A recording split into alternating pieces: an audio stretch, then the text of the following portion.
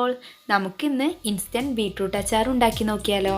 നല്ല എരിവും മധുരമൊക്കെ ഉള്ള ഒരു കിഡിലൻ ടേസ്റ്റിലുള്ള അച്ചാറാണ് കേട്ടോ ഇത്. നമുക്ക് ബിരിയാണീൻ്റെ കൂടെയും ചോറിൻ്റെ കൂടെയൊക്കെ കഴിക്കാൻ നല്ല ടേസ്റ്റാണ്. അപ്പോൾ നമുക്ക് നേരെ വീഡിയോയിലേക്ക് പോകാം. വലിയൊരു കഷ്ണം ഇഞ്ചിയും 4 പച്ചമുളകും നമ്മളൊരു മിക്സിയുടെ ജാറിലേക്ക് ഇട്ട് കൊടുത്തിട്ടുണ്ട്. ഇനി നമുക്കിത് ജസ്റ്റ് ഒന്ന് ക്രഷ് ചെയ്തിട്ട് കൊണ്ടുവരാം കേട്ടോ.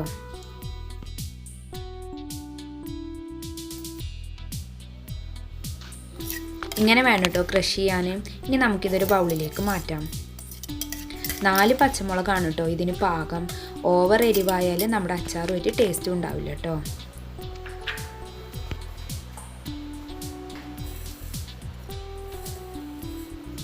ഈ ജാറിലേക്ക് തന്നെ നമുക്ക് ബീട്രൂട്ട് കട്ട് ചെയ്തത് ഇട്ട് കൊടുക്കാം.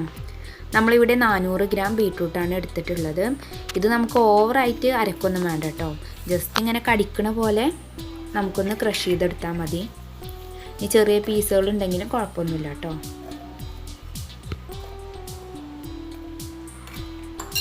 നമ്മളിത് വെള്ളം ചേർക്കാതെയാണ് കേട്ടോ അരച്ചെടുക്കുന്നത്. ഈ ചെറിയ പീസുകൾ ഉണ്ടെങ്കിലും കുഴപ്പമൊന്നുമില്ല. ഈ ഒരു പരുവത്തിൽ ഇങ്ങനെ അരച്ചെടുക്കാം കേട്ടോ. ചൂടായ പാനിലേക്ക് 1.5 ടീസ്പൂൺ വെളിച്ചെണ്ണ ഒഴിച്ചു കൊടുത്തിട്ടുണ്ട്. ഇനി ഇതിലേക്ക് 3/4 ടീസ്പൂൺ കടുകും ഇട്ട് കൊടുക്കാം. നമുക്ക് വെളിച്ചെണ്ണക്ക് പകരം നല്ലെണ്ണ ഉപയോഗിക്കുകയാണ് കേട്ടോ കുറച്ചുകൂടി നല്ലത്. അങ്ങനെയാണെങ്കിൽ കുറേ കാലം കേടുവരാതെ നിൽക്കും കേട്ടോ. കുറച്ച് കറിവേപ്പിലയും 2 ഉണക്കമുളകും ഇട്ട് കൊടുത്തിട്ടുണ്ട്. ഇനി നമുക്ക് ഫ്ലെയിം ഒന്ന് കുറച്ച് വെച്ചിട്ട് ഇതൊന്ന് മൂപ്പിച്ചെടുക്കാം. ഇനി ഇതിലേക്ക് നമുക്ക് 2 ടേബിൾ സ്പൂൺ വെളുത്തുള്ളി ചെറുതായി അരിഞ്ഞതും കൂടി ഇട്ട് കൊടുക്കാം. ജസ്റ്റ് ഒന്ന് വഴഞ്ഞ് കിട്ടിയാൽ മതി.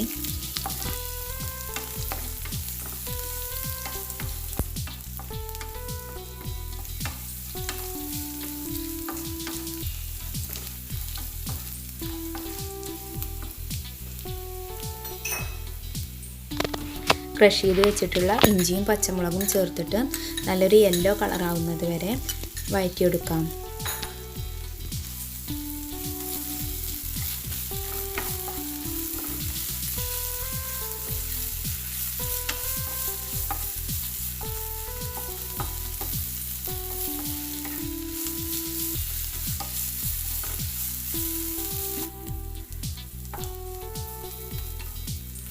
ഇതിപ്പോൾ നല്ലൊരു യെല്ലോ കളറായിട്ടുണ്ട്. ഇനി നമുക്ക് അരച്ച് വെച്ചിട്ടുള്ള ബീട്രൂട്ട് ചേർത്ത് കൊടുക്കാം. എന്നിട്ട് നന്നായിട്ടൊന്ന് മിക്സ് ചെയ്ത് കൊടുക്കാം. ഞാൻ ഈ ബൗളിൽ കുറച്ച് വെള്ളമാക്കിയിട്ട് ഇതിലേക്ക് തന്നെ ഒന്ന് ഒഴിച്ചു കൊടുക്കുന്നുണ്ട് കേട്ടോ. ഒരു 1/4 കപ്പിൻ്റെ അടുത്ത് വെള്ളം ഒഴിച്ചു കൊടുത്താൽ മതി.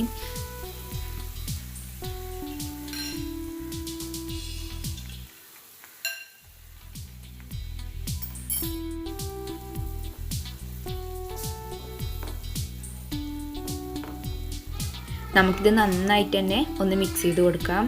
ഇനി ഒരു തിള വരുന്നത് വരെ ഒന്ന് വെയിറ്റ് ചെയ്യാം കേട്ടോ.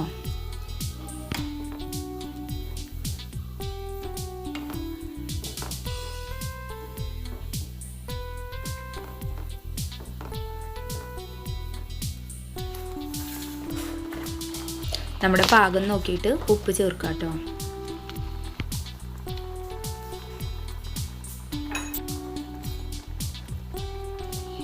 1 കപ്പ് വിനീഗർ ചേർത്ത് കൊടുക്കാം. സുർക്ക കേട്ടോ, അത് ചേർത്ത് കൊടുക്കുക. 4-5 ടേബിൾ സ്പൂൺ പഞ്ചസാരയും ചേർത്ത് കൊടുക്കാം. എന്നിട്ട് നന്നായിട്ട് മിക്സ് ചെയ്തെടുക്കുക.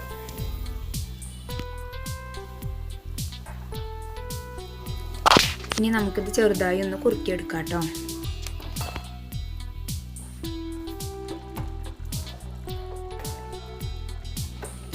കുറുകി വരുന്നതിനനുസരിച്ച് ഇത് ഇളക്കി കൊടുക്കാൻ മറക്കരുത് കേട്ടോ. ഞാനിത് ടേസ്റ്റ് ചെയ്തപ്പോൾ ഉപ്പ് കുറവാണ്. അപ്പോൾ ഞാൻ കുറച്ചും കൂടി ഉപ്പ് ഇട്ട് കൊടുക്കുന്നുണ്ട് കേട്ടോ. ഒക്കെ നിങ്ങളുടെ ടേസ്റ്റിനനുസരിച്ച് ഇട്ട് കൊടുക്കുക കേട്ടോ. പച്ചമുളക് ഞാനിതിൽ 4 എണ്ണമാണ് ചേർത്തിട്ടുള്ളത്. ആ ഒരു എരിവാണ് കേട്ടോ പാകം. നമ്മൾ കൂടുതൽ എരിവും മധുരമൊക്കെ ആയാൽ ഈ ഒരു അച്ചാർ ഒരു ടേസ്റ്റും ഉണ്ടാവില്ല. അപ്പോൾ ഞാൻ പറയുന്ന അളവിൽ ചേർത്ത് കൊടുക്കുകയാണെങ്കിൽ നല്ല ടേസ്റ്റുള്ള അച്ചാർ നിങ്ങൾക്കും തയ്യാറാക്കി എടുക്കാൻ പറ്റും കേട്ടോ. ഇപ്പോൾ ഇത് നന്നായിട്ട് കുറുകി വന്നിട്ടുണ്ട്.